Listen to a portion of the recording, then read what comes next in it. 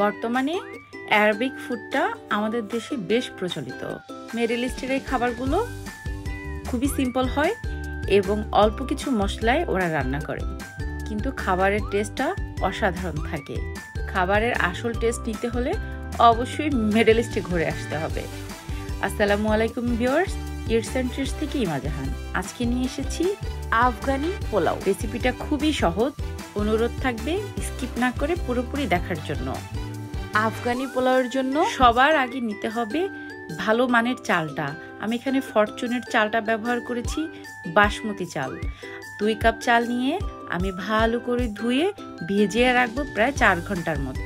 এই রান্নার main ingredients হচ্ছে মাংস। এই মাংসটা খুব ভালোভাবে নির্বাচন করতে হবে। আমি এখানে কুরুলের মাংসটা নিয়েছি। অনেকেই ভাবতে পারেন কুরুলের মাংসটা কি? এটা হচ্ছে গরুর রানের নিচের যে অংশটা, ওইটা। আমি একটু বেশি করে এনেছি কারণ এটা আমি অন্য একটা রেসিপি করবো, দ্যাটস ওয়ে। প্রায় 800 গ্রামের মতো মাংস নিয়েছি, হাড় ছাড়া। মাংসটাকে ঠিক এই সাইজের কেটে নিয়েছি, এরকম বড় বড় করে রাখতে হবে। নিয়ে নিচ্ছি বড় বড় 3টা পেঁয়াজ, এভাবে করে কেটে নিয়েছি, এবং গাজরটা জুলিয়ান কাট করে কেটে নিয়েছি। এবারে নিয়ে নিব কিশমিশ।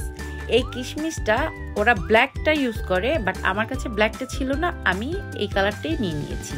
এতে টেস্টের কোনো হেরফের হবে না। এবারে চলে আসবো মূল রান্নায়। মূল রান্নার জন্য আমার এখানে যেটা ব্যবহার করতে হবে সেটা হচ্ছে অথেন্টিক ঘি। ঘিটা আমি প্রায় 1 কাপ দিয়েছি, এবং সঙ্গে দিতে হবে সেসেমি অয়েল বা তিলের তেল। তেলটা একটু গরম হয়ে গেলে এখানে আমি পেঁয়াজটা দিয়ে দিচ্ছি। পেঁয়াজটা একটু নরম করে নিতে হবে। এখানে একটু বলে রাখছি, যাদের কাছে তিলের তেলটা নেই তারা শুধু সয়াবিন তেল এবং ঘিয়ের সাথে রান্নাটা করতে পারেন। পেঁয়াজটা নেড়েচেড়ে একটু নরম করি। আমি এখানে মাংসটা দিয়ে এপিট ওপিট করে একটু ভেজে নিচ্ছি। মানে ড্রাই করা যাবে না, জাস্ট একটু করে, মানে উপরের যে অংশটা এটা কালারটা একটু চেঞ্জ হয়ে গেলেই হবে।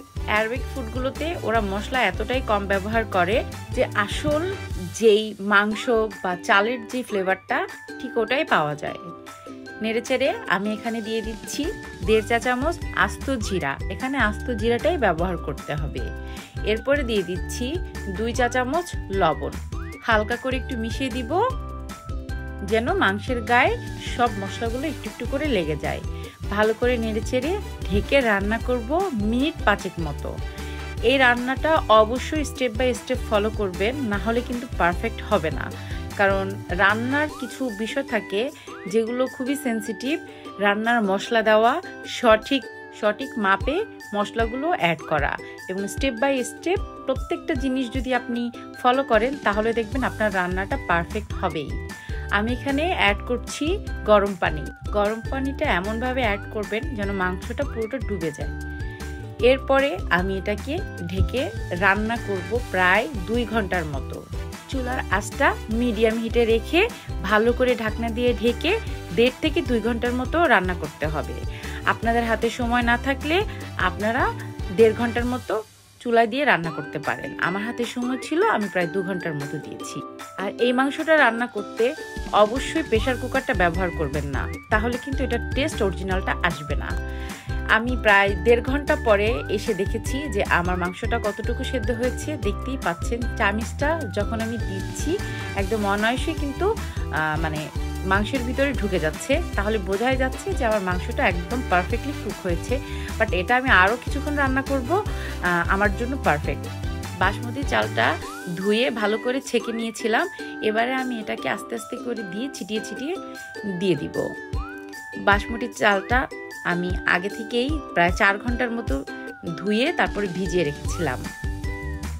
এবারে ভালো করে চালগুলো দিয়ে আমি এখানে অ্যাড করছি আমার আগে কেটে রাখা গাজরগুলো। এবারে এখানে অ্যাড করব কিশমিশগুলো। অনেকেই ভাবতে পারেন আমি অনেক কথা বলছি, কিন্তু পারফেক্ট রেসিপি শিখতে গেলে এরকম একটু শুনতেই হয় বকবকানি। এবারে বাকি চালগুলো দিয়ে আমি সুন্দর করে সমান করে বিছিয়ে দিচ্ছি। এখন অ্যাড করব পানি। গরম পানিটা এখানে অ্যাড করতে হবে, অবশ্যই গরম পানিটা অ্যাড করবেন। পানিটা এমনভাবে দিবেন যেন চালের উপর থেকে প্রায় 1 কর, মানে আঙুলের যে মাঝখানের যে করটা সেই এক কর, আপনারা কর বলেন কি না আমি জানি না, আমি দেখাতে পারছি না, এক করের মতো যেন পানিটা থাকে। এরপরে চুলার আঁচটা একটু হাই হিটে রেখে কিছুক্ষণ রান্না করতে হবে। যখন পানিটা একটু করে টেনে যাবে এরপরে একদম চুলার আঁচটা কমিয়ে দমে রেখে দিবেন প্রায় আধা ঘন্টার মতো। আমি এখানে প্রায় 40 মিনিট পরে আমার চালটা তুলে ফেলেছি। দেখতেই পেরেছেন এত সুন্দরভাবে কুক হয়েছে, যেটা মানে ভাবনার বাইরে, এবং এটার স্মেলটা এতটাই সুন্দর ছিল, চালটা এত সুন্দর ঝরঝরা ছিল, যেটা মানে যখন আপনারা রান্না করবেন তখনই বুঝতে পারবেন। আমি আসলে এর রেসিপিটা এত সহজভাবে করতে পেরেছি এবং এত টেস্টি ছিল। আমার হাজব্যান্ড ওর অফিসে নিয়ে গিয়েছিল খাবারটা, সে খেয়েও খুব প্রশংসা করেছে তার কলিগ। তো আলহামদুলিল্লাহ বেশ ভালো ছিল। মাংসের যে টেক্সচারটা দেখেন, মাংসটা অবশ্যই কুড়ের মাংসটা নেবেন, কারণ রানের মাংসতে এইভাবে করে এরকম একটা জুসিনেস এটা থাকবে না। তাই এই রান্নাটাই মাংসটা নির্বাচন করা খুবই জরুরি। তো আজকের রেসিপিটা আপনাদের কাছে কেমন লেগেছে অবশ্যই কমেন্ট করে জানাবেন। রেসিপিটি ভালো লাগলে একটা লাইক করবেন, কমেন্ট করবেন, শেয়ার করে রাখবেন আপনার টাইমলাইনে। যারা ফেসবুক থেকে দেখছেন সবাইকে অসংখ্য ধন্যবাদ। দেখা হবে আবার কোনো রেসিপিতে, ততক্ষণ পর্যন্ত অনেক অনেক ভালো থাকবেন। আর একটা কথা, দয়া করে কেউ খাবার অপচয় করবেন না। আজ এই পর্যন্তই, আল্লাহ হাফেজ।